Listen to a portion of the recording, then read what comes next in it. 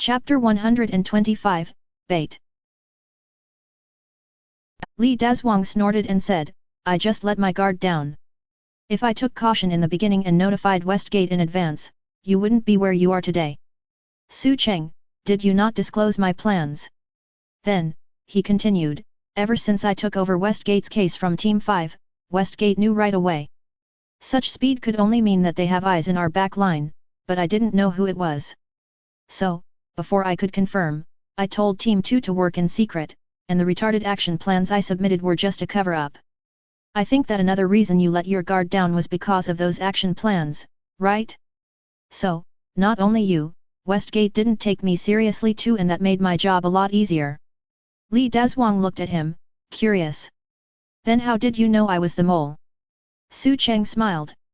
I didn't know at first, but when we called up the special police unit for backup to raid the underground money house, someone was able to leak the plan to Chongqing in the short amount of time that he was on the way to the money house. That meant there should be at least one mole inside the special police unit. Your big captain is definitely not one because of his past history and achievements, so I could only suspect you and the other team captains. I didn't know it was you until you made one move that exposed yourself. At that, Su Cheng looked at Li Dazhuang, who was looking like an idiot at that moment. I purposely paused the cooperation with the special police force and worked with the other teams in the criminal investigation unit. I knew Chongqing would be the most anxious one at that moment, and he would for sure call the mole to tell him that he must find out what my next move would be. At that moment, you jumped out and came to interrogate me with such a grandiose excuse. I know you didn't really care about the special police force sharing the credit, but you really wanted to bundle our units together so you could relay my next move to Chongqing in time. So, you revealed yourself that time, and I would say, that's a bit of a rookie move for a self-proclaimed experienced cop. Li Dazhuang gritted his teeth. You got it all right. I'm the mole inside the police force, but beside Chongqing, you have no other solid evidence to press charges against me. Su Cheng, Chongqing's enough, and he will testify. If you don't believe me, let's just wait and see. After saying that, Su Cheng turned around and left. Li Dazhuang directly pulled out his gun and pointed it at Su Cheng's back, but he was not stupid. There were so many police officers outside, and they would definitely charge in after hearing the gunshot. At that moment, he would go to jail for sure.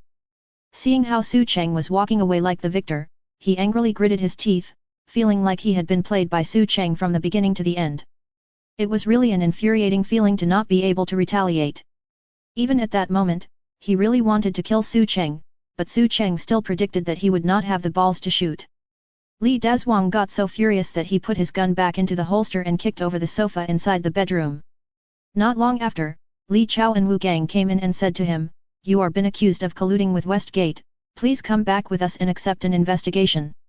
As Li Chao said this, he took out a pair of handcuffs, but Li Dazhuang immediately glared back and snorted, Wait until the charges are proven first. I'm a police officer, no one should dare to put cuffs on me. Then, he left the villa and got into the police car. At HQ, inside the interrogation room, Su Cheng said to Chongqing, who was sitting across from him, There's not enough evidence to press charges against you, so you are free to go. Chongqing thought he was hearing it wrong and he immediately looked up and asked, I can go? Su Cheng nodded. Chongqing shook his head and said right away, No, I can't go. I'm guilty. He indeed came in on purpose. If he were to roam outside the police HQ, who knew what those South Asian gangsters would do to him? Those people were all professional killers. Su Cheng's assistant, Wu Gang, who was sitting beside Su Cheng, looked at him strangely. It was the first time he heard someone saying they were guilty and that they wanted to stay in jail. Don't interfere with our fair judgment. You are not guilty, so you are free to go, Su Cheng said again. Chongqing directly rose up and shouted, Weren't you thinking about bringing me to justice every day? I'm here. Why declare I'm innocent after taking me in? Why place so many officers around my villa monitoring me? Let me tell you, I'm the hidden boss behind Westgate, and I'm inseparable with the development that Westgate was able to make throughout the years. Didn't you always want to know who was behind the giant empire that is Westgate? It's me. You. Wu Gang acted like he wasn't buying a word the guy was saying, and he even sneered, Just you? Come on, just go fantasize somewhere else. Hurry, you can leave now. Then, Su Cheng got up, packed up, and left. Wu Gang also followed him out.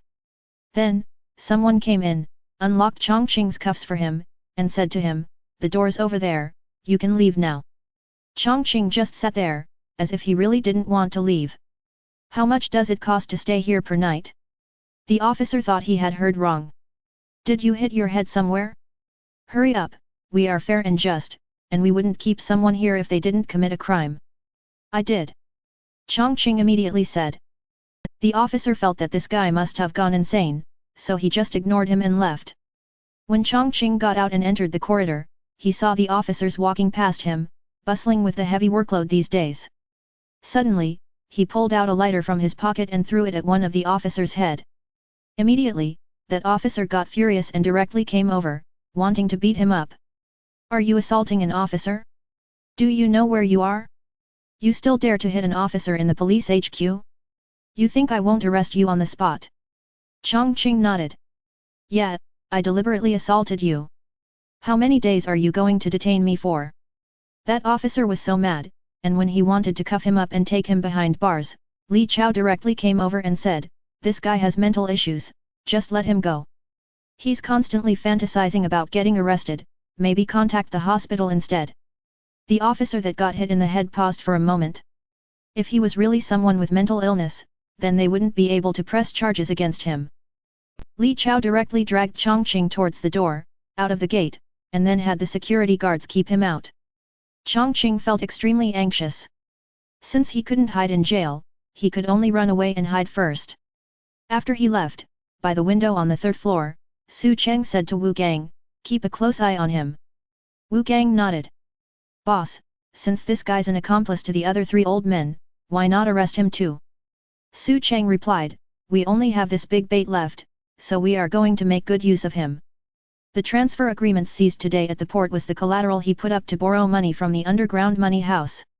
If those people not only lost 1.5 billion but also didn't get the transfer of ownership agreements, then they would come and find him. If we want to catch the people from the underground money house, we can only use Chongqing as bait.